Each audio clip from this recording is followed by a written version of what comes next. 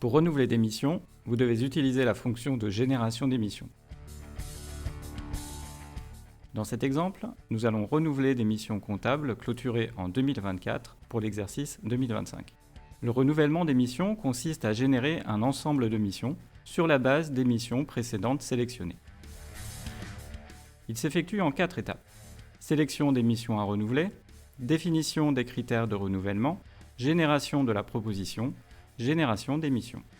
La première étape consiste à sélectionner des missions. L'origine permet de sélectionner le type de période des missions à renouveler, exo, autre, par exemple année civile, ou aucune.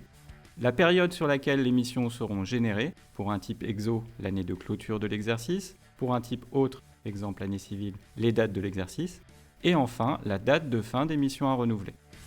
Les missions de type exo, avec une date de fin d'exercice entre le 1er janvier 2024 et le 31 décembre 2024, seront renouvelées pour l'exercice 2025. Le filtre client permet de limiter les missions à renouveler en fonction des caractéristiques de la fiche client.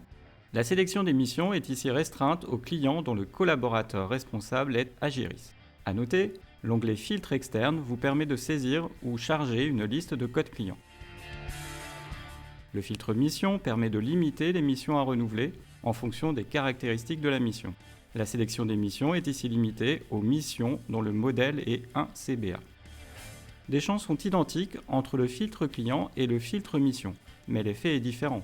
Le filtre collaborateur responsable permet ainsi de filtrer sur le responsable de la mission ou sur celui de la fiche client. La deuxième étape est la définition des critères de renouvellement.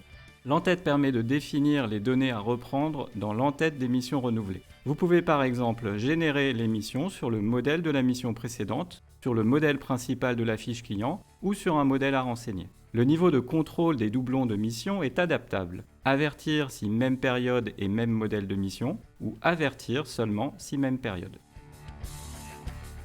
La tarification permet de modifier des tarifs sur les missions renouvelées. La facturation permet de définir les éléments du plan de facturation des missions renouvelées. La troisième étape est la génération des propositions. La liste des missions à générer est proposée sur la base des filtres et critères sélectionnés précédemment. Les avertissements peuvent être non bloquants, un doublon, ou bloquants, modèle de mission plus utilisable. En cas de message bloquant, les missions ne peuvent être générées. Pour modifier la proposition, vous pouvez modifier les filtres et critères, puis revenir sur la proposition actualisée. Enfin, si la proposition vous convient, il ne reste plus qu'à lancer la génération des missions. Le rapport de traitement vous indique les missions générées. Pour ouvrir ces missions directement dans les travaux missions, sélectionnez OK. Vos missions sont renouvelées, vous pouvez fermer la génération des missions ou renouveler d'autres missions.